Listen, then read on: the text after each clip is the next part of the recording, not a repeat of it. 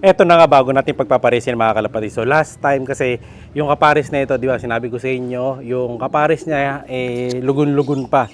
So hindi pwede, gusto ko sana kalawang bird. Kaya lang ito, yung gristle naman na to is available na mga kalapatids. At panayang itlog, kaya sila na yung pagpaparisin natin.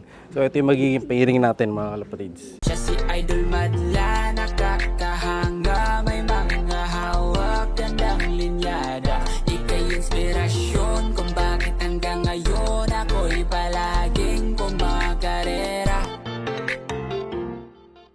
Ayan.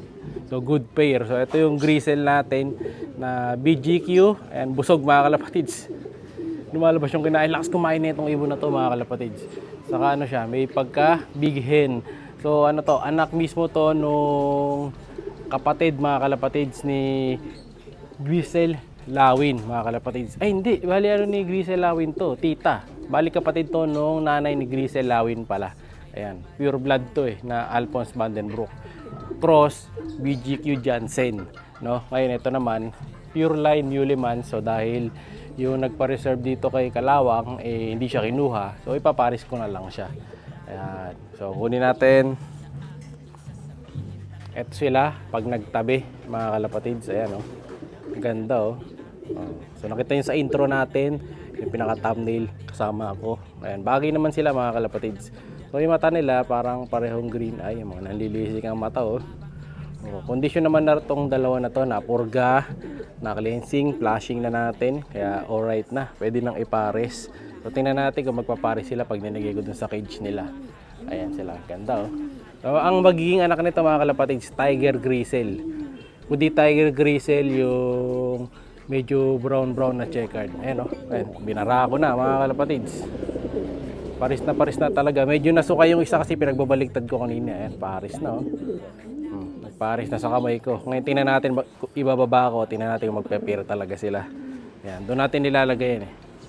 Ayan, doon sa pangatlong cage. Unahin natin yung barako. Ayan, nauna na yung barako mga kalapatids. Ngayon, sunod natin yung hen. Ayan, nakalagay na rin yung hen mga kalapatids. Ayun, oh. Tingnan natin sila dito na magkatabi. Sana hindi sila mag-away. Pero pagsasamahin ko na mga kalapatids. Hindi naman ano tong hen na to, eh. Hindi naman siya maselan sa pair. Ayan, nagkahabol na. Pero kung sakaling hindi pa pumares, may paglilipatan naman tayo. Pero parang ayaw pa niya pumares, no? Kung sakaling ganyan, ang backup plan natin dyan, lipat natin ang lalagyan tong si Kalawang. Pagtatabihin ko muna mga kalapatids. Ayan. Tingnan natin muna, observe ko muna sila dito kung hindi pinubugbog. Pero parang ayaw pang pumares ng hen mga kalapatids. So tanggalin muna natin dito, lipat natin ng cage sila. Ayan, kunin natin yung hen. Ito muna yung hen. Ayan, tara dito boy. Ito mga kalapatids, nilipat muna natin dito sa kabilang cage yung gristle kasi nga ayaw niyang pumares. So dito muna siya sa isang cage na to. Ayan. Para hindi sila masyado mag-away. Dito siya, tas yung Kalawang to sa kabila. So yung puti natin neto. May isa lang itlog to. Pero last time yung huli kasi nilang itlog, hindi nila nilimliman, na stress. Pero ito, may pugad na yan, eh. Ayan. Kaya di ko masyadong ini-storbo to.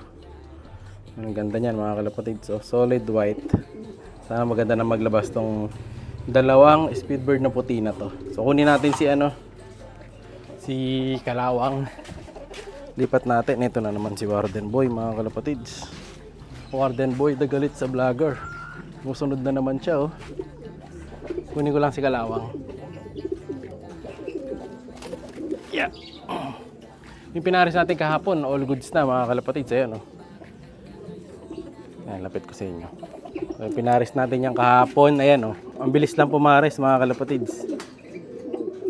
Ganyan pag ready to pair talaga, saka ready to match na kagad yung dalawang pinaris natin. Nakita nyo, hindi na naghihiwalay mga kalapatids. So, ganyan sana sila, kaso ayaw nung hen. Kasi nga, kaparis na dati na huli, ito.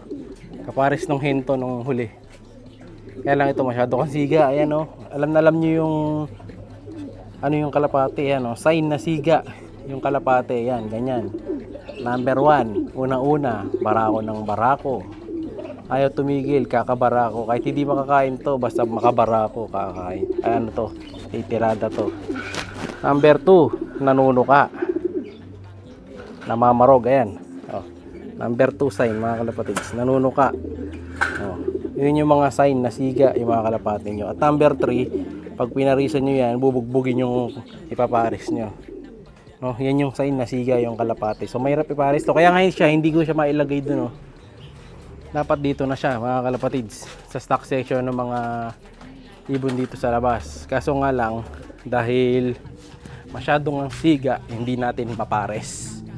Ay, hindi natin malagay dun. So, ito na siya. Lipat natin dito. Yan, mga kalapatids, magkatabi na sila. Tingnan natin kung mabilis na papares yan, ha? Pero ayaw pa niya pumares, mga kalapatids. Kita niyo tumatakbo. So doon ko na nilagay yung hen. Dapat dito ka kasi mayroong may itlog dito eh. Baka may stress hindi yung itlog, mga kalapatids. So, tingnan natin ang mangyayari dito sa bagong pairing natin. So dito naman, kulang pa ako bali na isang pair. So kailangan ko ng hen para naman dito. Under observation pa to. Kung pag nakakondisyon na siya, ipapares natin. Ito yung PHA bird natin, mga kalapatids. Oh. Yan. Yung ating Johnson C PHA. Yan. Direct yan, mga kalapatids. With peds yan. PHA bird yan, mga kalapatids. Pero na silang isang sisiw. Kapares niyan yung kay Idol JKT, bigay niya sa akin na ampatuan line JCU. Yan, solid yan. Tingnan natin kung maganda rin ang ilalabas. No? So hanap lang natin ng mga kapares ngayon tong grisel ko. So ito yung mga available. Ay, grisel. Tama, grisel yun. Try ko dito siguro, mga kalapatids. Dito sa Japan na to. Ayan, yan, ito. Pwede dito. Wait ko lang makondisyon to. Ayan, oh. Yan, Japan yan, mga kalapatids. Japan lupit yan. Ito, malupit din to, mga kalapatids. Si Kiki to, nasa tabi niya. Sino pa bang pwede? Ito, meron pa tayo dito. Ano naman to eh? BGQ Lunar. Tapos sa inyo nasa dulo, Japan. Ayan, yung isang anak niya nasa one low price, mga kalapatids. Ayan, BBC banded. Stock word natin. Or, pwede pala dito, oh. Kaso mukhang ano to eh, mukhang barako kasi itong isa na to eh. Under observation pa to, yan. Ganda niya, no? Titingnan ko pa gender eh. Pag ito nag-hen, eh, maganda. Para siyang madapuan. Ito pumaparis talaga to. Si Kiki, mga kalapatids, kilala niyo pa ba yan? Yung hand feed natin. Soon gagawan tayo ng ano dyan, ng videos para dito kay Kiki. Matagal na rin natin hindi kasi nabablog yan, no? Gawa natin ng vlog soon. Maamo pa to, mga kalapatids. Hanapan lang natin sila ng pwesto. Silang dalaw ni Barak. Ayun si Barak, oh. Tumama na kami kay Barak. Soon gagawa natin ng content si Barak.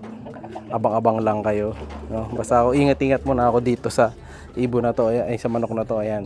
So inayos nga pala ni Tatay Madla yung kulungan nito, kaya masukal dyan. Nilagyan niya ng harang dito. Ayan. So yung mga manok natin, iko-corner na dito. Dito na lang yung mga manok natin. Paikot-ikot. Di na sila pwede sa harap kasi gagawin taniman yun. So bali yung mangyayari, dito na lang talaga sila, no?